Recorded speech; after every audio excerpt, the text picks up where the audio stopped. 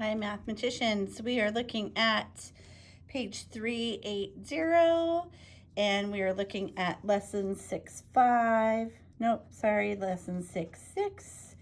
And today we're looking at finding the whole given a part or the percent. So let's take a look at this one. Bree scored 90% on her math test. Out of the total possible points on the test, her score was 135. So we know it's 135, but we don't know what it's out of. And we know that it's going to equal 90%. Okay, so 90% of what? Oh, look at this. We can translate 90% of what number, n, is 135. So if I did it that way, it's just backwards, but do you see how that you're just translating? So we could do this with pictures, and you could do a double number line if you wanted to. You could do the 100%. We're trying to find 90 here, so we want this part. Each line represents 15, so you could go up, and that would be 150. You know, that's one way. I think I like this percentage a little bit better, so I'm just going to turn it into that equation. I'm going to turn my 90% into probably a decimal for this one. So I would have 135 times 90p.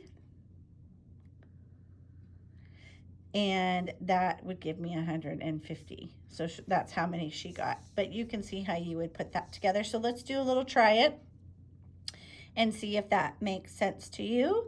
So Bree took another math test and scored 152 points, which was 95% of the total on the test.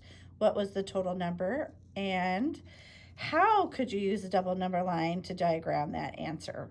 So we're going to pause, and you're going to do a little work on the Edpuzzle.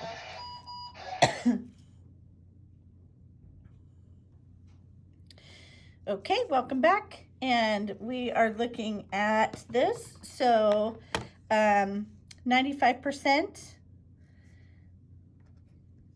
I'm going to make that into a decimal. 95% was 152. So I'm going to divide that by 0.95. And when I do that, I get something that was outrageous because I punched the wrong number. I get 160. And that seems reasonable because 95% is really darn close to 100%, and 152 is pretty darn close to 160. So I know that that's a good way to do it. And if I wanted to do a double number line, I could do, this is my 100%, and I might break these down because it's breaking them down 95s. I might do by fives, some little mini hash marks, so 5, 10, 15. And so if I did that, I would probably say, 95 divided by 5. So each one is equal to 19. And I would go up to where the 95% is, and I'd come down to here and figure out that that's also the one. Oh, her score was 152, so one more bounce would be 160. Okay, let's look at maybe. Hold on, I'm going to turn my radio off.